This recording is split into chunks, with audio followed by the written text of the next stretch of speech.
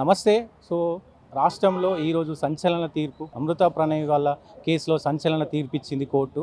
So ఎవరైతే నిందితులు ఉన్నారో ఒకరికి మరణశిక్ష, ఉన్న మిగతా 6 మందికి జీవిత ఖైదు పడింది. సో ముఖ్యంగా ఈ కేసులో ప్రణయ్ హత్య జరిగిన వెంటనే మారుతీరావు గారు హత్య చేయించాడు అని చెప్పి అమృత కేసు వేసింది. ఈ కేసులో 7 ఏళ్ల తర్వాత రిజల్ట్ వచ్చింది. ఈ రిజల్ట్ ఎట్లా ఉంది అని అంటే ఒకరికి మరణశిక్ష, ఇంకో 6 మందికి జీవిత ఖైదు. ఉన్నంతకాలం వాళ్ళు జైల్లోనే ఉంటారు. కానీ కేసు వేసిన అమృతకి ఏం జరిగింది? సో అమృతకి భర్త లేడు, ఇప్పుడు నాన్న కూడా లేడు. సో ఇక్కడ అడిగి తెలుసుకుందాం. మేడం చెప్పండి, ప్రేమించినందుకు అటు భర్త లేడు, ఇటు నాన్న లేడు, సో ఏం చెప్తారు? ఆ అమ్మాయి ప్రేమించి పెళ్లి చేసుకున్నందుకు, ప్రణయ్ని పరువు హత్య చేయించినందుకు మారుతీరావు ఎప్పుడో శిక్ష అనుభవించాడు. ఇంకా నాకు తప్పదు అని చెప్పి అతను కూడా సూసైడ్ చేసుకొని చనిపోయాడు. కానీ ఇప్పుడు ఈ న్యాయస్థానం కానీ ఈ చట్టాలే కానీ ఎలా ఉన్నాయంటే అప్పటికప్పుడుకి పెట్టట్లేదు. వీళ్ళని కూర్చోబెట్టి, వీళ్ళని జైల్లో కూర్చోబెట్టి నిర్ధారణలు చేసి, అవి చేసి ఇవి చేసి, వీళ్ళని జైల్లో కూర్చోబెట్టి మేపడానికి ఉన్నాయి ఆ న్యాయస్థానాలు. వీళ్ళని పట్టుకొని కూర్చోబెట్టి వీళ్ళకి హెల్త్ చెకప్లు చేయించి బెయిల్ ఇవ్వడానికి ఉన్నాయి ఆ చట్టస్థానాలు. ఇలా కాదు, న్యాయం కూడా కొంచెం కాదు కొంచెం అంతైనా ఇప్పుడు జరుగుతున్నటువంటి పరువు హత్యలకే కానీ, ఇప్పుడు జరుగుతున్నటువంటి అత్యాచారాలకే కానీ, ఇప్పుడు జరుగుతున్నటువంటి దేనికైనా కానీ ఎమ్మటనే స్పందించి సంవత్సరాల తరబడి ఆ కేసులను అలా పట్టుకొని ఆ కేసులను అలా చేయకుండా ఎమ్మటనే ఒక 6 నెలలకో ఒక సంవత్సరానికో స్పాట్లో శిక్ష వేస్తే ప్రజలు కూడా హర్షిస్తారు. ప్రజలు కూడా న్యాయం జరుగుతుంది, మనకి జరిగినటువంటి అన్యాయానికి మనకి న్యాయం జరుగుతుందని ప్రజలు కూడా భావిస్తారు. అంతేగాని 8 ఏళ్ళు కూర్చోబెట్టి వీళ్ళని మేపి వీళ్ళని చేసి వీళ్ళకి బెయిల్ ఇచ్చి బయట తిప్పి ఇవి చేసి ఇప్పుడు వేస్తారు ఆ శిక్షలు. అయినా అలా ఎలా ఉరిశిక్ష వేస్తారండి? ఉరిశిక్ష వేయొద్దండి. ఉరిశిక్ష వేస్తే ఏముంది? ఒక వారం రోజులు బాధపడతాడు, లేకపోతే ఒక గంట బాధపడతాడు, లేకపోతే రేపొద్దునే తెల్లవారుజామున ఉరి తీస్తున్నారంటే వాళ్ళ నైట్ మొత్తం నిద్ర లేకుండా గడుపుతాడు. అంతేగాని తర్వాత సుఖాంతంగా ప్రశాంతంగా చనిపోతాడు అతను. అలా కాదు తీర్పు అంటే, అది కాదు తీర్పు అంటే. యావజ్జీవ కారాగార శిక్ష ఎందుకు వేశారు? మిగతా 6గురికి వాళ్ళని కూర్చోబెట్టి జైల్లో వాళ్ళకి 3 పూట్ల తిండి పెట్టి వాళ్ళకి హెల్త్ చెకప్లు చేయించి వాళ్ళకి ఏమైనా ఒంట్లో బాగాలేకపోతే మళ్ళీ బళ్ళు పెట్రోళ్ళు ఖర్చులు ఇవన్నీ పెట్టుకొని వాళ్ళకి హెల్త్ చెకప్లు చేయించి మళ్ళీ తీసుకొచ్చి జైల్లో కూర్చోబెట్టి మేపడానికి యావజ్జీవ కారాగార శిక్ష వేశారా? వాళ్ళ కుటుంబ సభ్యులు ఎవరైనా వస్తే పలకరించి హల్లా పల్లులు చేసుకోవడం కోసం యావజ్జీవ కారాగార శిక్ష వేశారా? అది కాదు తీర్పు అంటే, అది కాదు న్యాయం అంటే. అన్యాయం జరిగింది ఎవరికి? అమృతకు అన్యాయం జరిగింది. అమృతకు భర్త లేడు, అమృత బిడ్డకు తండ్రి లేడు, అమృత అత్తమామలకి కొడుకు లేడు. వాళ్ళకి అన్యాయం జరిగింది. వాళ్ళకి న్యాయం జరిగేలా ఉండాలి అంటే వాళ్ళు కూడా అందరూ కన్నట్టే కన్నారు కదండి బిడ్డని. ఆ అమ్మాయి కూడా అందరూ ప్రేమించినట్టే ప్రేమించింది కదండి ప్రణయ్ని. ఈ ప్రేమ న్యాయమైంది కాదా? వాళ్ళ కన్న కడుపులు కావా అవి? వీళ్ళకి వేయాల్సిన శిక్ష ఏంటి అంటే అప్పటికప్పుడు 6 నెలల్లో సంవత్సరం పెట్టుకొని కాలు చెయ్యి తీసి రోడ్డు మీద వదిలేయాలి. ఏం చెప్తారు మేడం? బేసిక్గా ఇప్పుడు యువకులు అయితే ప్రేమ పెళ్ళిళ్ళు అని కామన్ అయిపోయింది. సో ప్రేమించొద్దంటారా? ప్రేమిస్తే హత్యలు జరుగుతున్నాయి కాబట్టి మరి చేసుకుంటే ఒకవేళ తల్లిదండ్రులు దాన్ని అంగీకరించి పెళ్లి చేయాలంటారా? అసలు మీరు ఏం చెప్తారు? అంగీకరించి పెళ్ళిళ్ళే చెయ్యాలి. ఏదైనా కష్టాలు వస్తే బాధలు వస్తే ఆడపిల్లని తల్లిదండ్రులే ఆదుకోవాలి. బాధలు వచ్చినా కష్టాలు వచ్చినా మగపిల్లల్ని కూడా మగపిల్లల పేరెంట్సే ఆదుకోవాలి. అంతేగాని ఇలా పరువు హత్యలంటూ ప్రాణాలు తీసుకుంటే మీరు కన్నట్టు కనలేదా ఆ అబ్బాయి తల్లిదండ్రులు? ఏమ్మా మీరు కన్నట్టు కనలేదా ఆ అమ్మాయి తల్లిదండ్రులు? మీరు మీ అబ్బాయిని ఎలా కన్నారో, మీరు మీ అమ్మాయిని ఎలా కన్నారో, అవతల సైడ్ అబ్బాయి తల్లిదండ్రులు అలాగే కన్నారు, యువతల సైడ్ అమ్మాయి తల్లిదండ్రులు అలాగే కన్నారు. ఎవరిదైనా ప్రాణమే.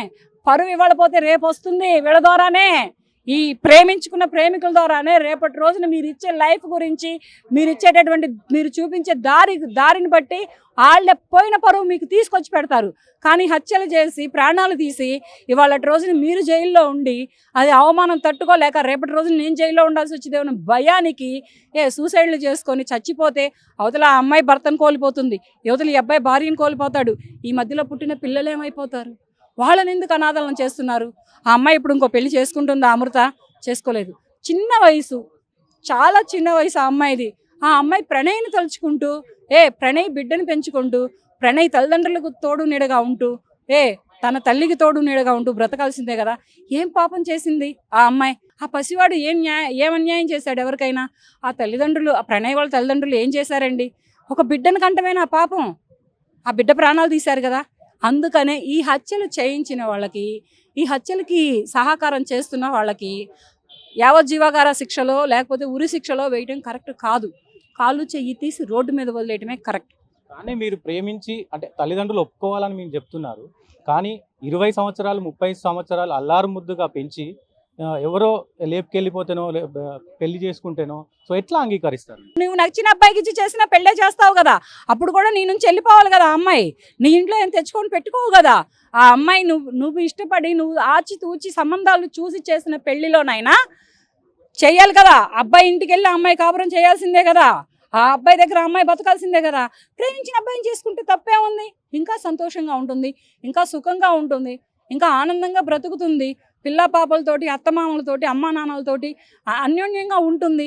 ఇది చూడాలి. కానీ అమ్మాయి కులంగాని కులవాడిని లేపుకుపోయిందనో, అబ్బాయి కులంగాని కులందాన్ని లేపుకుపోయాడనో, ఇటువంటి పరువులకు పోయి, ఇటువంటి ఈగోసుకు పోయి మీరు కనిపెంచుకున్నటువంటి మీ బంగారు తల్లులని, మీ బంగారు తండ్రులని మీరే చంపుకుంటున్నారు. మీరు ఎంత అపురూపంగా పెంచుకున్నా ఆ అమ్మాయి వేరే ఇంటి కోడలు అవ్వాల్సిందే, వేరే ఇంటికి వెళ్ళాల్సిందే. వాడు రేపు చంపడానికి గ్యారంటీ ఏంటి? లక్షలు లక్షలు పోసి కట్నాలు ఇచ్చి ఆచితూచి బంగారాలు పెట్టి నీ కులస్తుడికిచ్చి నువ్వు చేసి చూస్తే వాడు ఇక్కడ నుంచి పొడవడం మొదలు పెడితే డొక్కల్లోకి వచ్చేటప్పటికి 32 పోట్లు పడతాయి. అప్పుడు నీ బిడ్డకు న్యాయం జరిగినట్ట, నీ మనవడికో మనవరాలకో న్యాయం జరిగినట్ట. అనాథలైనటువంటి వీళ్ళు ఎక్కడుండాలి? నీ బిడ్డ ఎక్కడుంది? చనిపోయింది. నీ అల్లుడు ఎక్కడుంటాడు? జైల్లో ఉంటాడు. నీ మనవరాలు మనవాళ్ళు ఎక్కడుంటారు? రోడ్లు పాలవుతారు. అదే ఆ అమ్మాయికి ఇష్టమైనోడు ఇచ్చి చేస్తే వాళ్లే కింద పడతారు, మీద పడతారు. అమ్మాయి అంటే ఏదైనా బాధ వచ్చి ఇంటికి వస్తే ఆదుకోండి, చూడండి. మీ పిల్లేగా, మన కడుపుని పుట్టిన పిల్లని మనం చంపుకోలేంగా. అలాగే చూడండి. అబ్బాయి కూడా అలాగే వస్తే అబ్బాయిని కూడా అబ్బాయిల తల్లిదండ్రులు కూడా చూడాలి. అంతేగాని ఇటువంటి పరువు హత్యలు అంటూ చేసి ఈ జైల్లో మగ్గటాలేంటి, ఈ ఉరి శిక్షలేంటి, లేకపోతే ఈ పసివాళ్ళ ప్రాణాలు తీయడం ఏంటి? ఈ ప్రణయ్కి ఏం తెలుసు అని చెప్పేసి ఆ రకంగా గొంతు కోసారు. ఆ టైంలో అమృత ఎంత చిన్నమ్మాయి, ఆ అమ్మాయికి లోకంలో పాపం పుణ్యం ఏం తెలుసని ఆ అమ్మాయిని ఒంటరిదాన్ని చేశారు. ఆ బిడ్డకి తండ్రి లేకుండా చేశారు.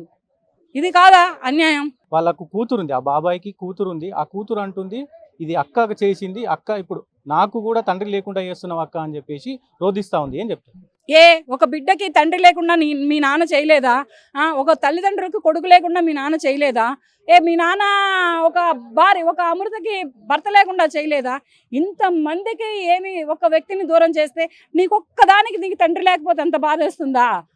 ఏమ్మా, నువ్వు ఒక ఆడ మనిషివే కదా, నువ్వు ఒక ఆడపిల్లవే కదా, సాటి ఆడపిల్ల గురించి ఇలా మాట్లాడతావా నువ్వు? ఇది నీకు ఎంతవరకు న్యాయం? నీకు తండ్రి లేకపోతే నీకు చాలామంది ఉన్నారు, కానీ ఆ అమృత అనే అమ్మాయి అన్నీ కోల్పోయింది, సర్వస్వం కోల్పోయింది. ప్రణయ్ ఎప్పుడైతే ఈ లోకాన్ని విడిచి వెళ్ళాడో, ఒక హత్యకి నడి రోడ్డు మీద గురయ్యాడో, ఎప్పుడైతే నడి రోడ్డు మీద ప్రాణాలు వదిలాడో, ఆ అమృత అనే అమ్మాయి అన్ని విషయాల్లో కోల్పోయింది, జీవితాన్నే కోల్పోయింది. తిరిగి రాని మోడై బ్రతుకుతుంది. ఆ బిడ్డను చూసుకుంటూ, ఆ అత్తమామలను చూసుకుంటూ, ఆ తల్లిని చూసుకుంటూ, మళ్ళీ ఆ మోడ మళ్ళీ చిగురిస్తుందా?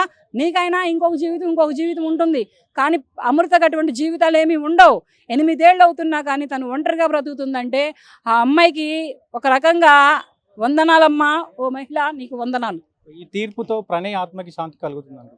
శాంతి ఏం లేదు, కానీ నాకు మాత్రం ఆ తీర్పు ఇవ్వడం నచ్చలేదు. ఎందుకనంటే న్యాయాలు చట్టాలు సంవత్సరాల తరబడి ఇట్లా వీళ్ళని పెట్టి మేపకుండా అప్పటికప్పుడే కొంచెం తొందరగా వచ్చి వీళ్ళకి సరైన శిక్షలు జైల్లో కూర్చోబెట్టి వాళ్ళకి మేతేసి మేపడం కాదు, అప్పటికప్పుడే ఉరి తీయాలి.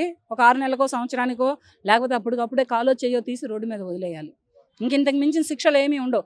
కాలో చేయో తీసి రోడ్డు మీద వదిలేస్తే జైళ్ళన్నీ ఖాళీగా ఉంటాయి. కాకపోతే ఎవరి పనులు వాళ్ళకే ఉంటాయి. న్యాయస్థానంలో జరగాల్సిన న్యాయం జరుగుతుంది, చట్టాలకు కావాల్సిన పని దొరుకుతుంది, పోలీసులకు కావాల్సిన పని దొరుకుతుంది, లాయర్లకు కావాల్సిన పని దొరుకుతుంది, జడ్జీలకు కావాల్సిన పని దొరుకుతుంది. కానీ వీళ్ళకి వేయాల్సిన శిక్ష ఏంటమ్మా అంటే, ఇటువంటి క్రూరమైనటువంటి మృగాలకి, అమ్మాయిలని అత్యాచారాలు చేసే అబ్బాయిలకే కానీ, అబ్బాయిలని అన్యాయంగా చంపే అమ్మాయిలకే కానీ, ఇటువంటి పరువు హత్యలంటూ ఇగోలుకు పోయి ప్రేమికులు ప్రాణాలు తీసేటటువంటి తల్లిదండ్రులకే కానీ వేయాల్సిన శిక్షలు ఏంటమ్మా అంటే, కాలో చెయ్యో తీయడమే సరైన న్యాయం.